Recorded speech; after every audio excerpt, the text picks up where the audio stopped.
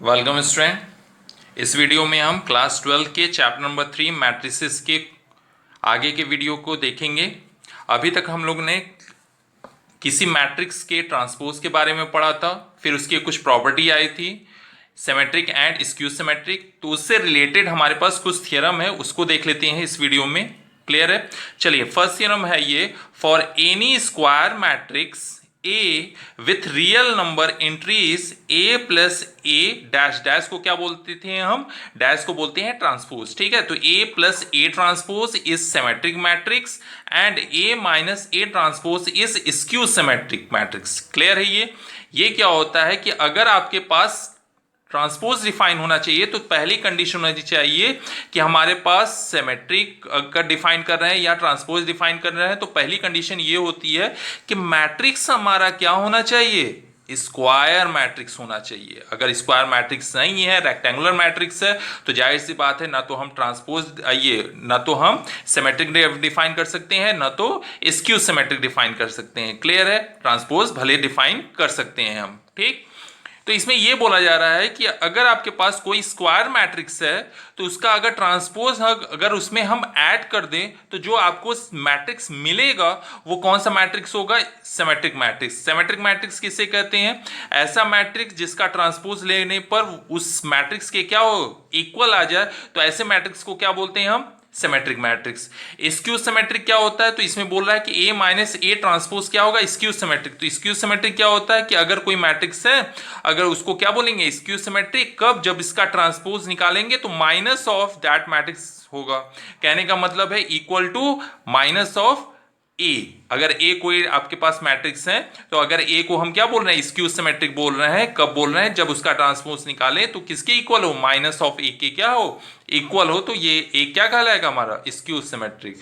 तो यहां पे यही बोला जा रहा है कि अगर आपके पास कोई स्क्वायर मैट्रिक्स है तो उसके ट्रांसपोज को अगर ऐड कर दें तो जो आपको मैट्रिक्स मिलेगा वो सिमेट्रिक मिलेगा, और माइनस करने पर क्या मिलेगा? स्क्यू सिमेट्रिक मिलेगा। तो चलिए प्रूफ करते हैं। ठीक, तो यहां पे देखिए ए प्लस ए डैश, ये मैट्रिक्स दिया हुआ है, इसको क्या प्रूफ करना है? सिमेट्रिक। तो इस सिमेट्रिक प्रूफ करने के लिए इसका अगर ट्रांसपोज निकालेंगे और ये इसी के इक्वल होगा, अगर इसका हम ट्रांसपोज निकालें और ये इसी के इक्वल आ जाता है तो ये क्या बन जाएगा? हमारा सिमेट्रिक मैट्रिक्स। तो हमने ट्रांसपोज के लिए कुछ प्रॉपर्टीज पढ़ा था, तो बताइए ए प्लस बी का transpose, that means A plus B transpose क्या होता है? तो A transpose plus B transpose, यही होता है। तो ये क्या देगा हमारा? A transpose plus A transpose का ट्रांसपोज। क्लियर है? ये ए ट्रांसपोज और ये बी की जगह ए ट्रांसपोज का ट्रांसपोज। तो ए ट्रांसपोज तो होगा ही, लेकिन यहां पर एक और प्रॉपर्टी हमने पढ़ा था कि ए ट्रांसपोज का ट्रांसपोज किसकी इक्वल होता है? ए की इक्वल। तो ये किसकी इक्वल होगा? ए की इक्वल। क्या ये दोनों सेम है? हाँ सेम है, ऑर्डर बस डिफरेंट है। तो हम जानते हैं कम्यूटेटिव लॉ एडिशन में फॉलो करता है, तो A plus B is equal to B plus A होता है। तो इसको लिख सकते हैं ए प्लस ए ट्रांसपोज। तो यहां पर हमने प्रूफ कर दिया कि ए प्लस ए ट्रांसपोज का ट्रांसपोज अगर निकालेंगे तो ए प्लस ए ट्रांसपोज की इक्वल आएगा। इसका मतलब A plus A transpose is symmetric हो गया। क्लियर है ये? चलिए ए माइनस ए ट्रांसपोज का अब देखते हैं कि क्या स्क्यू सिमेट्रिक है। तो स्क्यू सिमेट्रिक होने के लिए इसका ट्रांसपोज अगर इसके माइनस के इक्वल होगा तो ये स्क्यू सिमेट्रिक बन जाएगा। तो चलते हैं ए माइनस ए ट्रांसपोज का ट्रांसपोज निकालते हैं। ठीक, तो बताइए यहां पर क्या होगा? सेम ये वाली कंडीशन प्लस वाले के लिए अप्लीकेबल है, तो माइनस वाले के लिए भी आपको बताई गई थी। क्या ए माइनस बी का अगर ट्रांसपोज निकालेंगे क्या होगा? A transpose minus B transpose. तो यहां पे क्या होगा? A transpose minus A transpose का ट्रांसपोज। क्लियर है ये? चलिए A transpose transpose minus transpose का ट्रांसपोज क्या होता है? उसी मैट्रिक्स के इक्वल होता है, दैट इज ए। क्या ये दोनों आपस में इक्वल है? इक्वल तो है, इसमें भी ए है, इसमें भी ए है, ट्रांसपोज भी है, इसमें भी ट्रांसपोज है, लेकिन ये ऑर्डर डिफरेंट है, लेकिन ये माइनस है तो माइनस कॉमन कर लेते हैं। तो ये क्या होगा? ए माइनस ए ट्रांसपोज। तो देख रहे हैं, अगर इसका हम ट्रांसपोज निकालना है तो ये माइनस ऑफ दैट मैट्रिक्स के क्या है? इक्वल है। इसीलिए कह सकते हैं कि ए माइनस ए ट्रांसपोज क्या हो गया? Is skew symmetric. ठीक, प्रूफ कर दिया हमने कि कोई भी स्क्वायर मैट्रिक्स है तो उसमें अगर हम सम कर दे, किसका सम कर दे? उसके ट्रांसपोज को, तो जो रिजल्टेंट मैट्रिक्स होगा वो सिमेट्रिक होगा, और माइनस करने पर रिजल्टेंट मैट्रिक्स क्या होगा आपका? स्क्यू सिमेट्रिक होगा। क्लियर है? चलिए नेक्स्ट थ्योरम देखते हैं। Any square matrix can be expressed as the sum of symmetric and skew symmetric matrix. कहने का मतलब है कि कोई भी मैट्रिक्स ले लीजिए, स्क्वायर मैट्रिक्स, अगर कोई ए है स्क्वायर मैट्रिक्स, ठीक है, तो हम इसको लिख सकते हैं, किस तरह से लिख सकते हैं, सम, किसके सम के रूप में, तो सिमेट्रिक एंड स्क्यू सिमेट्रिक के फॉर्म में हम सम के रूप में लिख सकते हैं। देखते हैं लिख पाते हैं कि नहीं। तो बताइए, ए को क्या मैं इस तरह से लिख सकता हूं, A plus A transpose plus A minus A transpose. देखिए ये ट्रांसपोज, ये प्लस में है माइनस में है, कैंसिल हो जाएगा, एक दूसरे को कैंसिल कर देगा। लेकिन यहां पे a है प्लस a है तो मतलब 2a आएगा, लेकिन इधर तो क्या है, a है, तो इसका मतलब है 1/2 अगर हम कर दें। अब बताइए क्या दोनों LHS RHS इक्वल है, यस इक्वल हो गया। कैसे इक्वल होगा, क्योंकि a ट्रांसपोज से माइनस a ट्रांसपोज कैंसिल हो जाएगा, ठीक है, और यहाँ पे a प्लस a 2a आएगा, और ये 2 से क्या करेगा, इसको डिवाइड करेगा, तो a is equal to a। मतलब a को मैं इस तरह से लिख सकता हूं, तो इसका मतलब a को इस तरह से भी लिख सकता हूं, 2 इसको ब्रेक करके। ये देखिए a प्लस a ट्रांसपोज को एक साथ लिख लिया और a माइनस a ट्रांसपोज को एक साथ लिख दिया, ठीक। तो यहां पे अभी अभी थ्योरम पढ़ा है कि कोई भी स्क्वायर मैट्रिक्स रहे तो उसके ट्रांसपोज को अगर सम करेंगे तो ये क्या निकलेगा आपका, सिमेट्रिक मैट्रिक्स, और ये माइनस करे उसके ट्रांसपोज के साथ तो ये क्या आएगा आपका, स्क्यू सिमेट्रिक।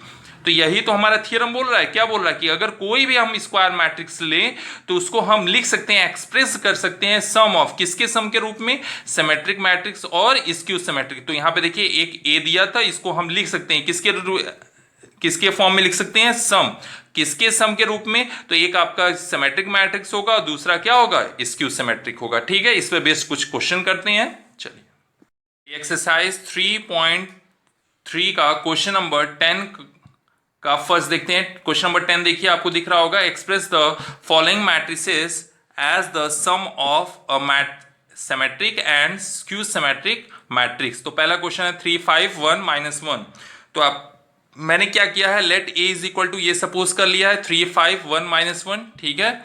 चलिए, और हम जानते हैं कि a को लिख सकते हैं 1/2 a plus a transpose plus 1/2 a minus a transpose, अभी बताया है, जिसमें से पहला जो मैट्रिक्स होगा वो सिमेट्रिक होगा और दूसरा स्क्यू सिमेट्रिक। तो हमने क्या किया, सपोज कर लिया 1/2 a प्लस a डैश को क्या सपोज कर लिया, p, and 1/2 a minus a transpose को क्या सपोज कर लिया, q। तो क्या होगा, then a is equal to p plus q। अब क्या शो करना है, we have to show that p is symmetric and q is skew symmetric. तो p इज सिमेट्रिक के लिए p की वैल्यू पहले चेक कर लेते हैं, क्या है, 1/2 a प्लस a डैश है, तो यहाँ पे a की वैल्यू क्या है, 1/2 लिख लिया, और a की वैल्यू कितनी है, 3 5 1 -1, ठीक, प्लस a ट्रांसपोज। तो ट्रांसपोज जो रो में रहेगा उसको कॉलम में चेंज कर देंगे, दैट मीन्स ये रो में है तो इसको किस में चेंज करेंगे, कॉलम में। 3 5 ये भी रो में है तो इसको किस में चेंज करेंगे, कॉलम में, 1 -1। देखिए ये हो गया। अब क्या करेंगे, इसको ऐड कर लीजिए, तो ऐड करने पर क्या आएगा, 1/2 3 + 3 6 5 + 1 6 1 + 5 6 -1 -2। क्लियर है, ये 1/2 से डिवाइड कर दीजिए, क्या आएगा, 3 3 3 3, यहां पे भी 2 से डिवाइड होगा तो 3 आएगा, यहां पे -1। क्लियर है, ये किसकी वैल्यू है, p की वैल्यू। तो पता है ये p ट्रांसपोज, तो जो रो में रहेगा वो किस में हो जाएगा, कॉलम में, तो 3 3 हो जाएगा यहां पर, और यहां पे भी रो में जो है वो कॉलम में होगा 3 -1। तो यहां पे देखिए ये दोनों मैट्रिक्स सेम है, दैट मीन्स ये क्या था आपका, p था, और ये क्या है, ट्रांसपोज, दैट इज ये p आ गया। तो इसका मतलब p ट्रांसपोज किसके इक्वल है, p के, तो इसका मतलब है p इज सिमेट्रिक। अब q को मुझे क्या प्रूफ करना है, स्क्यू सिमेट्रिक, तो हम लेके चलेंगे q को। q की वैल्यू क्या है, नाउ q की वैल्यू क्या है हमारे पास, q की वैल्यू है 1/2 a minus a transpose, 1/2 a minus a transpose. तो बताइए 1/2 a की वैल्यू कितनी है, तो a की वैल्यू है 3 5 1 -1, ठीक, और माइनस a ट्रांसपोज मतलब जो रो में रहेगा वो किस में चला जाएगा, कॉलम में। तो 3 5 जो रो में है 1 -1 वो कॉलम में चला जाएगा 1 -1। क्लियर है ये। चलिए इसको सॉल्व करते हैं। 1/2 3 - 3 क्या होगा, 0, 5 - 1, ठीक है, 4, 1 माइनस 5 क्या होगा, -4, -1 -1, तो ये माइनस माइनस प्लस हो जाएगा, तो ये 1 प्लस -1 प्लस 1 क्या आएगा, 0। क्लियर है ये। और 2 से डिवाइड करने पर क्या आएगा, ये 0, 2 -2 0।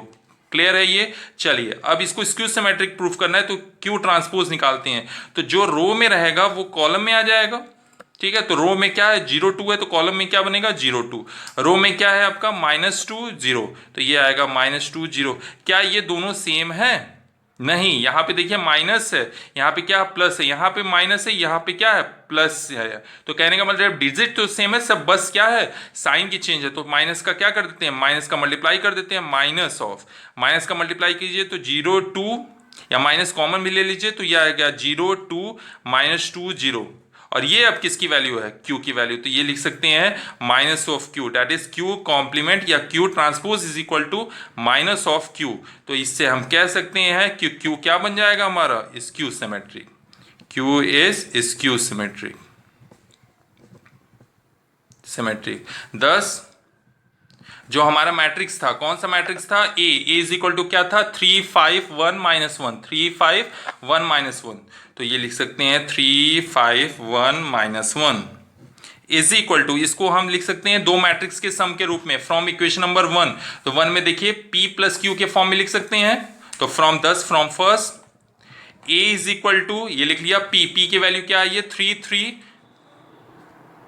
3 -1 प्लस क्यू की वैल्यू कितनी आ रही है, क्यू की वैल्यू हमारी आ रही है 0 2 -2 0, 0 2 -2 0। देखिए ये, तो हमने क्या किया कि ए को लिख दिया दो मैट्रिक्स के सम के रूप में, where the first matrix is symmetric and the second matrix is skew symmetric. ठीक है, तो बाकी के क्वेश्चन आप कीजिएगा, नहीं आएगा कमेंट बॉक्स में जरूर रिप्लाई कीजिएगा। Thank you.